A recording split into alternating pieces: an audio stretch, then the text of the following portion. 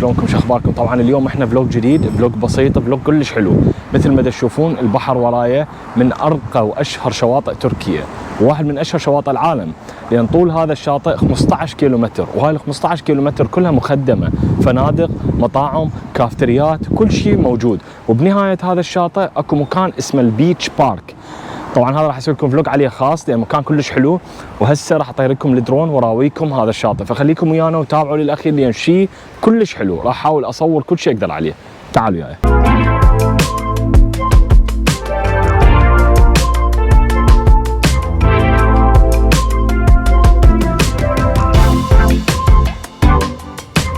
طبعا مثل ما تشوفون هذا البلاج 15 كيلومتر طوله وكله مخدم. شوفوا من يبدي من هناك، من يم الجبل، من يم الجبل يبدي ولحد ما يوصل سنتر المدينه. شوفوا يوصل لهناك وكله مخدم هذا البلاج.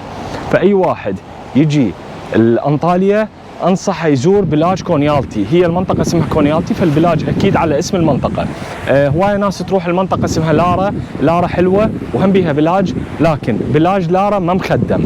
فانصحكم اللي يجي لانطاليا يجي كونيالتي، ياخذ له فندق او ياخذ له شقه فندقيه ويجي، لان هذا البلاج كلش مخدم، خاصه الناس اللي تجي من اوروبا ويحبون البحر والحار وهالسوالف.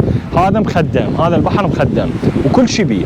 وطبعا هسه انا ما راح اوصل للنهايه، بس بنهايه البحر اكو مكان اسمه البيتش بارك. هذا البيتش بارك عباره على قهاوي وكافتريات ومطاعم ومجمع يخبل، مدينه العاب مال اطفال، ملاعب مال سله، ملاعب مال طوبه، كل شيء موجود هناك بالبيتش بارك. بس راح يصير بعيد علي، ان شاء الله اسوي لكم فيديو خاص بس للبيتش بارك. مكان كلش حلو، انا طبعا يوميا هناك. البيتش بارك اسوي لكم فيديو خاص عليه لان مكان هم يستحق الزياره. خلونا نكمل الفلوج.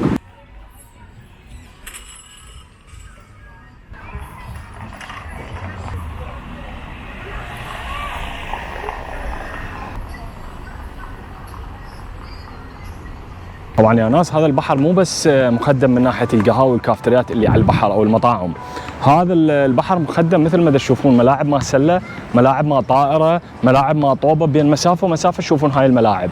زائد هذا البحر الحلو بيه مخدم من جهتي انا، من جهه الشارع، من جهه البحر، مخدم بشوارع خاصه للمشي وشوارع خاصه لاصحاب الباسيكل او هذا السكوتر الكهربائي.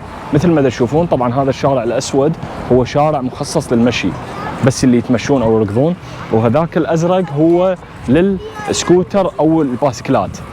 مثل تشوفون هذا شارع للمشي هسه احنا عليه، وهذا الشارع لاصحاب الباسكلات او اصحاب السكوترات السريعه، فمخصص يعني كل شيء مسوين. زائد على الشارع تلقون المطاعم والكافتريات موجوده بذيك الجهه همينه، مو بس اللي على البحر، من هاي الجهه همينه اللي ما يحب يقعد على البحر فاكو مطاعم مثل هاي ما تشوفون على طول، والفنادق طبعا اكيد.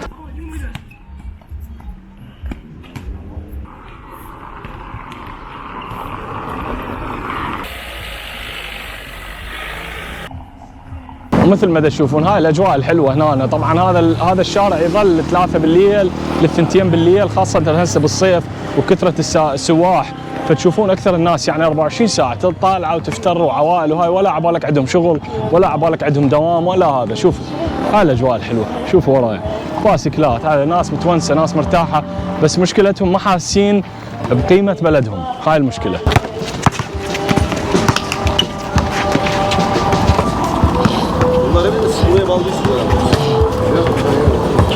طبعا مثل ما تشوفون هاي الاجواء الحلوه، وهذا الشارع يظل تقريبا ل2 ل3 بالليل، ازدحام الناس، عوائل او الشباب اللي يلعبون سله وطائره. طبعا اجواء تخبل ولا ينمل منها. ان شاء الله بلداننا تصير احلى واحلى وترجع الامان وترجع العالم وكل هاي الامور، يعني نتمنى احنا بلدنا.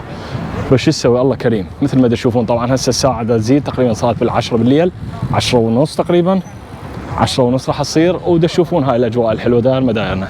شوفوا هاي الناس هنا المرتاحه، العالم، الاجواء الحلوه، الامان.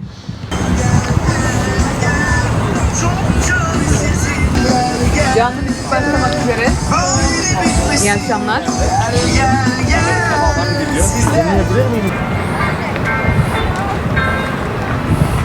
طبعا هذا المقدم اللي وراي يمكن احلى موقع موجود بالعالم، لان انت تقعد بالطابق الاعلى تشرب لك جلاس قهوه صغير وتشوف البحر، تحس نفسك بلاس فيغاس. حتى القهوه طعمها يختلف، توندخ على قولتنا. شوف يابا هذا الماكدونالد هياته وهذا البحر هياته. شوفوا البحر، هذا البحر مقابلكم. طبعا يا ناس، من انا اريد انهي الفلوج مالتي. اتمنى هذا الفلوج البسيط عجبكم. انا اعرف هذا الفلوج بسيط، وان شاء الله اسوي لكم فلوجات احلى واحلى، بس انا احاول كل مكان اروح له، كل مكان اتمشى بيه، احاول انشره وياكم حتى تشوفون الاجواء، او تسافرون هذا المكان تشوفون شنو وين تروحون. احاول يعني اعرفكم على المناطق اللي اروح لها. كل اللي اتمنى منكم دعم للقناه. حاليا احنا ب 650 متابع، اتمنى توصلوني لل1000، وان شاء الله نوصل 1000 و2000 و10 وتصير كلها سوالف ونتذكر هاي الايام سويه. راح اصور لكم من مناطق ثانيه، اي منطقه تريدون تشوفوها بانطاليا خاصه، داير مداير انطاليا، او بكل تركيا، اي منطقه تريدون تشوفوها حابين تشوفوها كتبوا لنا بالتعليقات، وان شاء الله اذا اقدر اسوي لكم وما اقصر وياكم. تحياتي لكم ومع السلامه.